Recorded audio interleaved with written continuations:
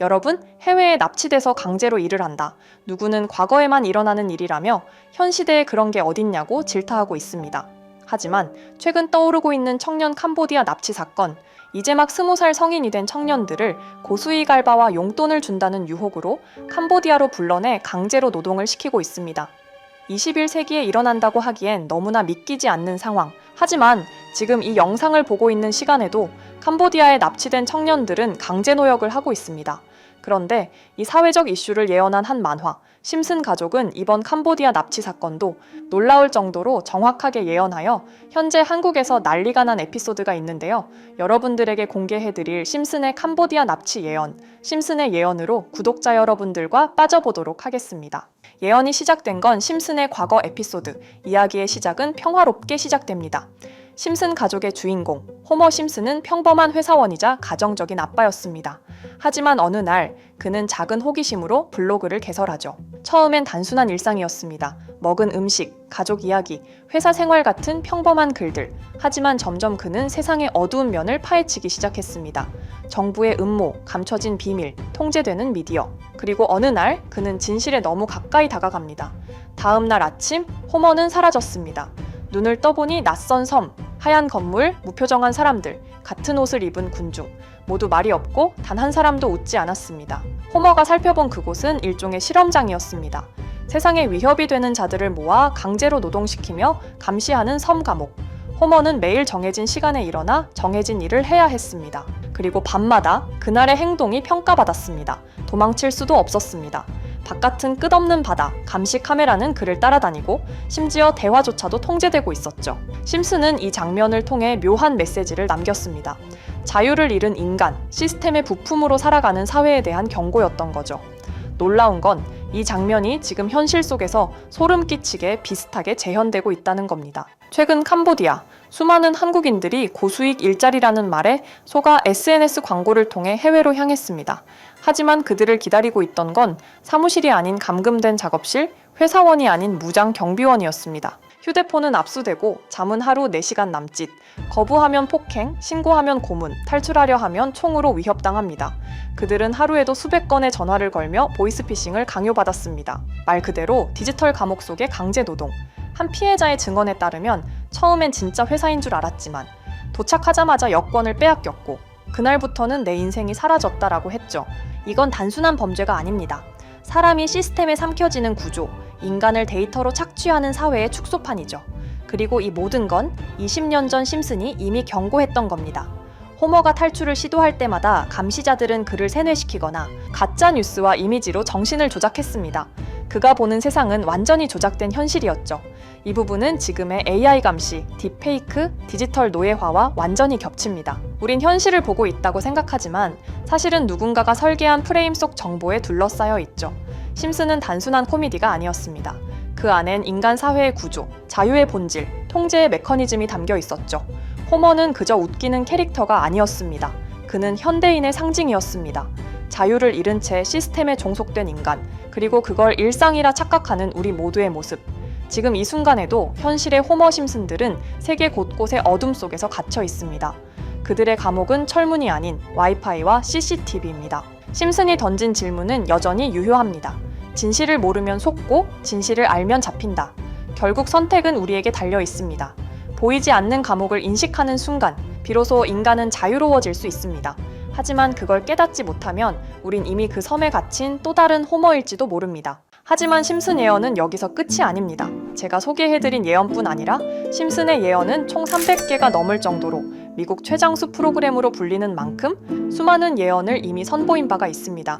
심슨이 예언을 적중한 것들 중에서 정치와 기술, 재앙과 바이러스 등 미래에 일어날 사건들을 예언한 것이 대부분이지만 세계를 사로잡는 예언들 중 가장 주목받고 있는 건 투자와 돈에 관련된 예언들로 손꼽히고 있습니다. 심슨 에피소드에선 가상화폐와 코인 시장을 자주 언급하고 아예 코인에 관한 에피소드를 제작할 정도로 투자에 관한 것 중에서도 특히나 코인에 관한 이야기를 시청자들에게 자주 보여줬습니다. 예를 들어 오프닝에서 지나가는 장면에서 Accepting Bitcoin, 비트코인으로 결제 가능이라는 장면이 스쳐가고 바트 심슨이 본인을 대상으로 밈코인을 만들어내 학교 내에서 코인으로 모든 걸 결제하며 지금에서 불리는 CBDC, 가상화폐 은행을 예언한 것과 스프링크 코인이라는 에피소드는 심슨 만화 내에서 가장 유능한 박사가 본인이 코인을 직접 만들어 스프링필드 내에서 최고 부자가 되는 에피소드. 어느 한 장면에선 I love pie라는 종이를 벽에 붙이고 TV 화면에선 차트를 보여주는 장면들. 심슨은 코인에 관련하여 굉장히 우호적인 모습을 보여줬습니다. 하지만 가장 충격적인 장면, 지금 보여드리는 에피소드에서 피라미드 모양을 가진 캐릭터의 한마디가 세계를 충격에 빠지게 했는데요. 이 장면 내에서 피라미드 모양의 외눈박이인 캐릭터가 심슨 가족들에게 대놓고 코인을 사라고 말을 하고 있습니다. 그런데 이 캐릭터 어디서 많이 보신 것 같지 않나요? 눈치채신 분들도 있겠지만 음모론자들 사이에서 세계를 지배하고 있다고 주장하는 일루미나티의 캐릭터, 즉 일루미나티 캐릭터가 심슨 가족들에게 코인을 사라고 대놓고 말을 하고 있는 장면입니다.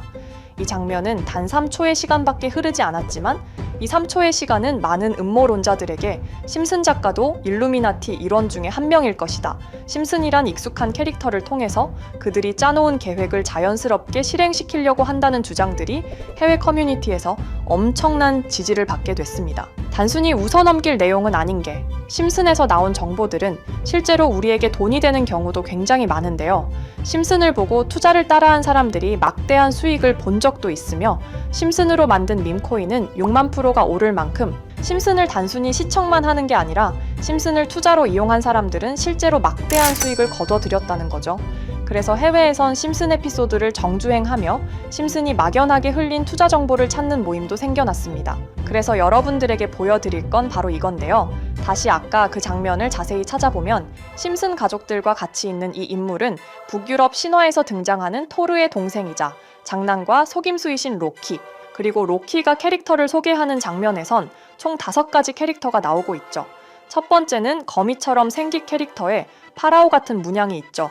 이 거미는 이집트를 표현한 것 같고, 두 번째는 중국 신화에서 등장하는 손오공 캐릭터, 세 번째는 기독교의 상징 예수를 나타내는 캐릭터고, 네 번째는 우리나라의 신화동물 해태를 나타내는 캐릭터 같습니다.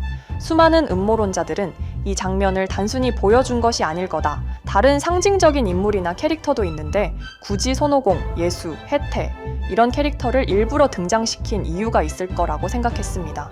그래서 이 장면에서 어떠한 메시지가 있다고 생각한 결과 한 음모론자는 커뮤니티에 엄청난 해석을 내놓게 됐습니다.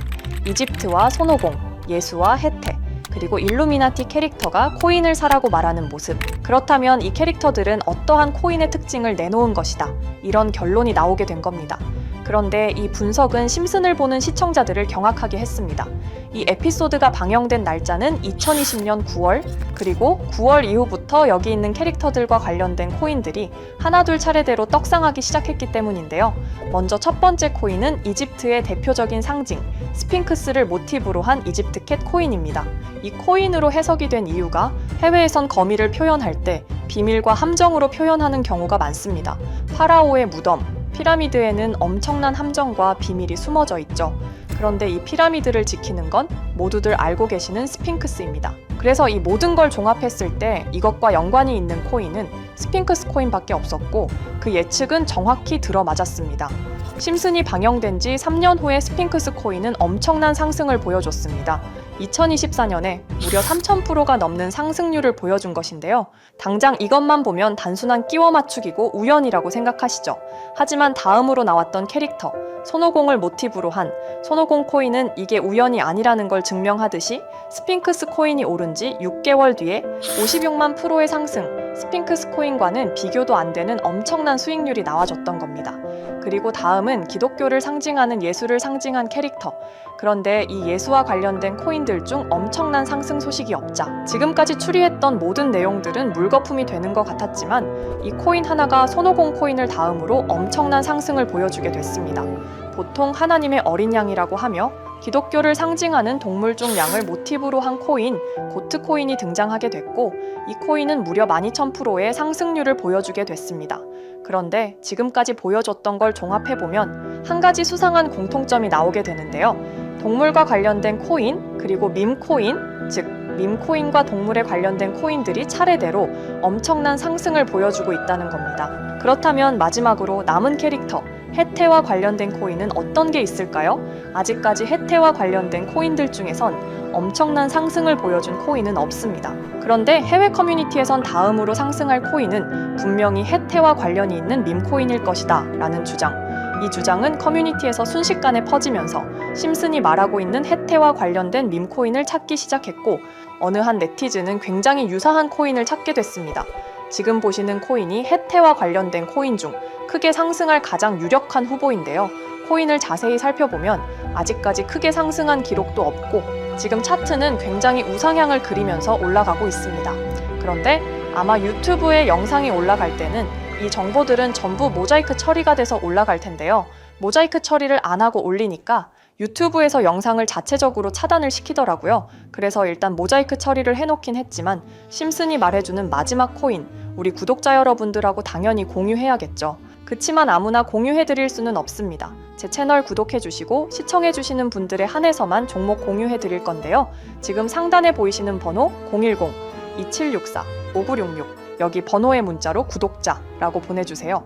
문자 보내시 분들은 댓글에도 종목이라고 남겨주시면 되는데, 댓글을 남기시면 구독자 마크가 보여 제 채널 구독자 분이신 게 확인이 되기 때문에 문자 보내주시고 댓글까지 남겨주신 분들은 심슨이 말하는 해태와 관련된 밈코인 바로 공유해드리도록 하겠습니다. 물론 이 코인이 심슨이 말하는 코인이 아닐 수도 있습니다. 그만큼 리스크가 있는 코인인 건 분명하기 때문에 우리 여윳돈으로만 한번 넣어보자고요. 지금까지 보여줬던 코인의 상승률로 봤을 때 보수적으로 잡아도 1000% 이상의 수익, 100만 원만 넣어도 1000만 원의 수익이 가뿐하게 나올 수 있다는 겁니다. 그러니까 우리 여윳돈으로만 소액으로 넣어보고 정말 심슨이 말하는 코인이 맞는지 같이 확인해 보는 거죠.